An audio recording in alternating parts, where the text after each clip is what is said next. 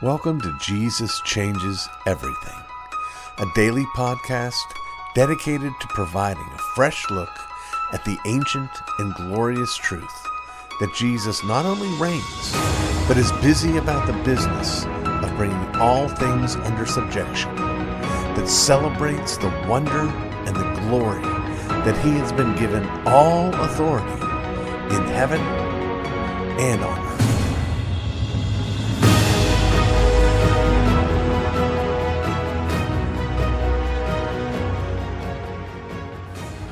I still haven't come up with a name for these segments that I've been doing from time to time, recounting a story about life with my father.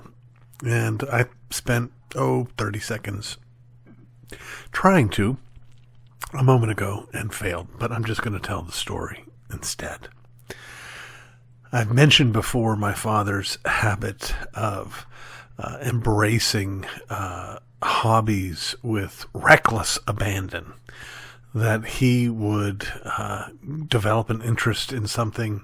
He would immediately do all the study he possibly could on that something, reading all the literature on it, and then he would typically go out and get all the best equipment to do this. And this is whether he's learning how to paint, whether he is learning how to play the violin, whether he is learning a new language.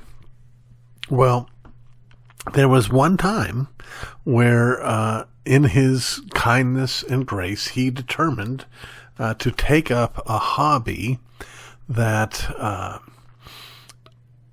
my sister and I already embraced, and that was snow skiing, downhill skiing. Where we grew up in Ligonier, Pennsylvania, there were 3 resorts, not Colorado or Rocky-sized resorts, but 3 ski resorts within 40 minutes drive, and it was our habit to ski regularly and often. But after years of this, my father decided to give it a try.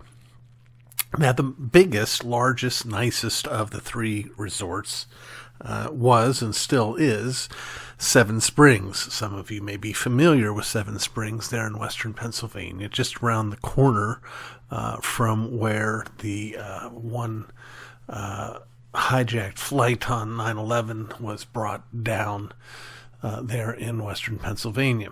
Seven Springs was the nice place to go and ski. And I remember my father going, and if he were here with us still, he would tell the story by starting with my lesson in teaching him how to ski. I managed to somehow drag him up to the top of the bunny slope using the tow rope. He made it, and there we are at the top. And I said to him, okay, now if you want to turn to the right, you need to take your left ski and put it outward. If you want to turn to the left, you need to take your right ski and turn it outward. If you want to stop, you need to put them both outward. That was my lesson, the sum total of it. He couldn't believe it, but he gave it a try, and he did okay, and he learned, and eventually he felt some level of competence, and so we took him up on the chairlift to the top of the mountain. Now, if you've been to Seven Springs, you'll remember the longest chairlift ride that creates for you the longest run down the mountain, takes you to this spot at the top where the slope begins. Slope is a generous word. The slope there begins with a couple of 100 yards of virtually flat ground. And so you have to just either skate or pole your way through that for hundreds and hundreds of, for several hundred yards. And it's very safe and very comfortable. And so there's my dad, doing just that. He's digging his poles into the ground, and he's, building up a speed of a good, 5 miles an hour or so. He's feeling comfortable. He's feeling competent. He's feeling like he's finally got it, when all of a sudden, my sister and I, who knew how to accumulate significantly greater speed on that flat piece of ground, whizzed by him backwards. He'd never seen anybody ski backwards before. Now his two children are going by him, blowing by him backwards, saying, come on, Dad, come on, Dad. And just from the sheer shock of it, not because anything went wrong, from the sheer shock of it, he fell down. Just completely sideways and landed on his shoulder. Well, that was pretty much the end of my father's skiing experience. That pain, the result of that fall actually kept him off the golf course for a season or two because of lingering problems from it. But he still looked back at his brief foray into skiing with pleasure, and he loved to tell the story of us going by him backwards as well. So that is the account of my first time skiing with my father, and pretty much my last time skiing with my father. He lost that love. I still have it. It's my favorite thing to do. Hope you enjoyed that story.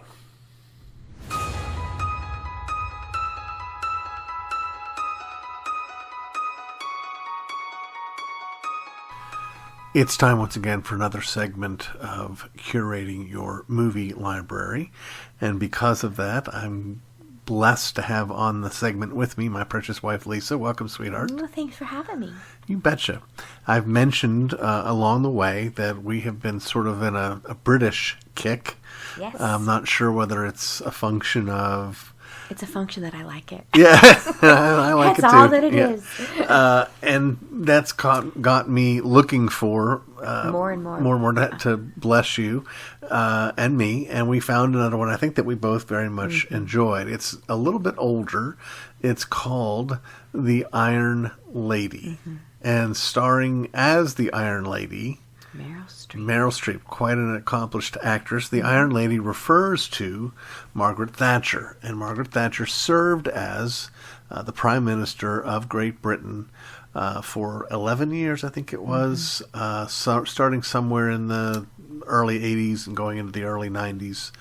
But this particular movie is not a biopic. Just like when we watched The Queen, it wasn't, with Helen Mirren, another great actress, wasn't everything in the Queen's life, but a specific few weeks dealing with the death of Diana. Right. So in The Iron Lady, the bulk of it, or the sort of the now time in the movie, is after her retirement. Do you remember how it begins? What's going on at the very beginning?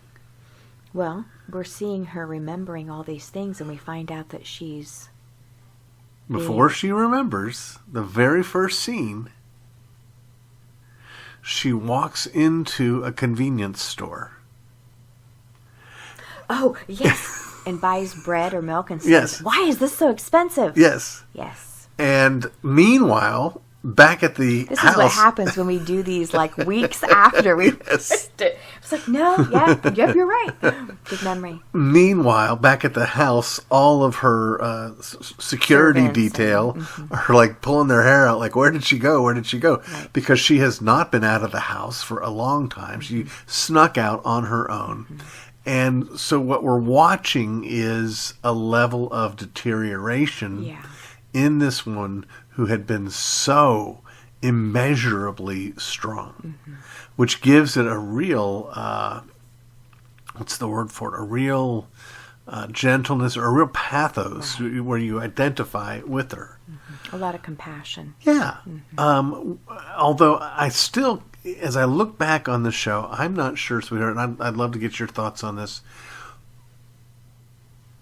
Were the movie makers wanting us to like her, to hate her, or to something else, do you think? Well, I think it kind of speaks on both sides of Britain. Some loved her and some hated her.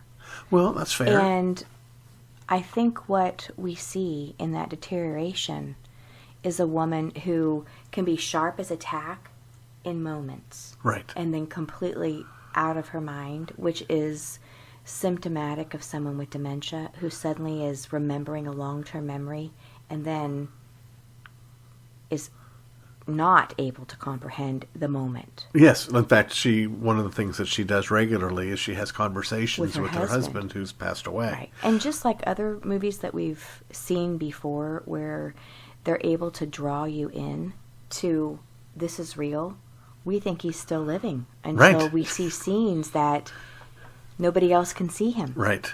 Yeah, that's like, I see dead people. Mm-hmm. Yeah. The reason I asked about what the movie makers wanted, and this happens to me sometimes, I am so out of the mainstream politically that in this context, we have Margaret Thatcher in the flashbacks dealing with a real hard time in Great Britain where they needed some serious austerity in their government, and it created a temporary but nevertheless very high unemployment rate, and people are rioting in the streets. And I'm wondering now, are the movie makers trying to make me hate her for her indifference, or are they trying to get us to admire her for her strength and not caving? Because even another big part of the movie is her relationship as the leader of the Conservative Party when the Conservatives won't stand by her. Mm-hmm. And again, I don't know. I'm thinking, good for her, good for her, good for her. And I'm thinking, am I supposed to be thinking, what a horrible woman, what a horrible woman, according to the movie makers. It's like Trump. It's like everything going on with Trump. Yeah, exactly. But I love that in some sense, at the end of the day, it is less about the politics of the whole thing. Even in those moments, because I think what the movie makers want us to see is not, hey, conservative political ideas are great, or hey, conservative political ideas are terrible. I think they want us to see the strength. They want, whether she could have maybe they want you to see the dichotomy of both. Yeah, exactly. Meryl Streep, she did an outstanding job. One thing we noticed, I think we both noticed, there is the Margaret Thatcher scenes in the Crown. Yeah, and which we really love. Yes, and we don't remember who played that character, but she had that really weird way that Margaret Thatcher talked. Yes, and Meryl Streep did a very good job too. Very much like that. Mm-hmm. Yeah, I mean, it was the posture of how she sat, the way she shook her head. Yeah. And one of the hardships that really great actors or actresses have is it's very difficult for you to forget, oh, I'm watching this person. But I did. I was like, I'm not thinking, oh, look at Meryl Streep, look at what she's doing. Mm-hmm. I'm thinking I'm watching Margaret Thatcher. Yeah. Really good. Mm-hmm. Again, probably how old do you think it is? 15 years old? I think we said that was about that. Yeah, that okay. old. Well, folks, I hope you'll check it out and enjoy it. And as always, I hope you'll let us know what you thought. The movie's called The Iron Lady. It's about Margaret Thatcher. It stars Meryl Streep, and it streams, I believe, on Netflix. I believe you're right. And it was good. It was. Thank you, sweetheart, for being with us. Thank you. I love you, baby. Love you too, honey.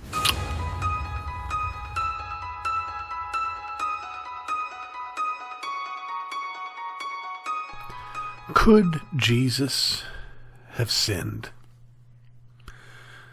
Yes and no. How we answer depends totally on how we are using the word could. St. Augustine explored the issue very well, and both Luther and Edwards followed after him in distinguishing two different kinds of abilities. We could say that Jesus had the liberty to sin, but did not have the ability, or alternately, that he had the ability, but not the liberty. The freedom, or the yes of the answer, comes down to this. There is no outside force restraining Jesus from sinning. It's not as though if he had listened to the serpent and determined to try to speak a stone into bread, that his lips would not cooperate. There are situations where outside forces do take away our choices. When I was arrested outside an abortion mill in 1989, the police restrained me with handcuffs. They ran an axe handle under my armpits, lifted both ends, and dragged me, my face just inches off the concrete, dragged me to a waiting bus. There was no option where I could stay in front of the door to the mill. The no, or the inability of Jesus to sin, isn't an external restraint, but an internal one. The reason Jesus could not have sinned from this perspective is that he did not want to. Jesus was without sin, altogether righteous. His sole ultimate desire was to do the will of his Father in heaven. Given that unshakable and immutable desire, there is no way that he could have chosen sin. Yes and no. Some have argued that the nature of the incarnation precludes the possibility of his sinning. Others have argued that the promises, the plan of God, would preclude the possibility of Jesus sinning. I would argue in the first instance that while the incarnation is vitally important as a doctrine, and I use that word vitally, literally, necessary for the life of, it doesn't force the issue one way or the other. The reason why is that the Father and the Spirit both can and cannot sin in just the same way. That is, there's no power above them that forces them not to sin. But there is in them an utter lack of desire to sin. The same is true of the saints in heaven, however, which means the principle applies to deity, to humanity, and to Jesus in his incarnation. On the certainty of God's promise, they certainly are sure.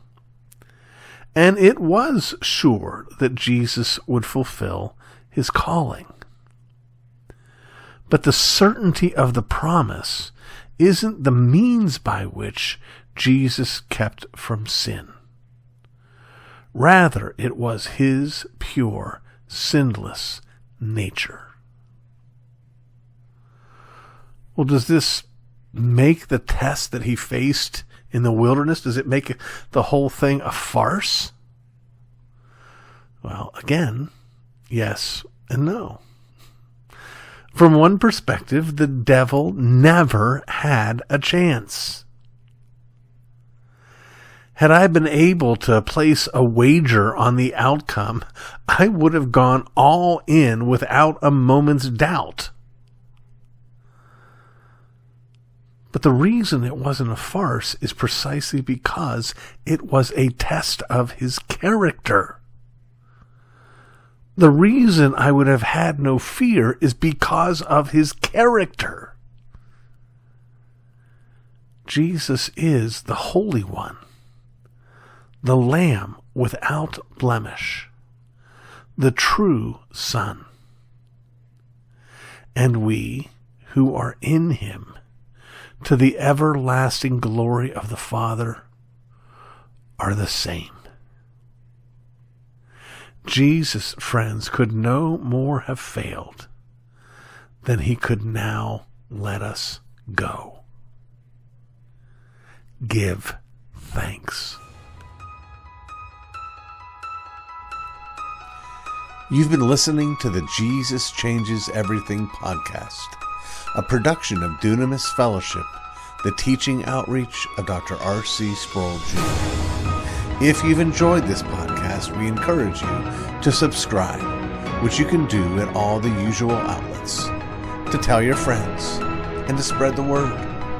To learn more about the work of Dunamis Fellowship, please visit rcsproulJR.com and join us next time on Jesus Changes Everything.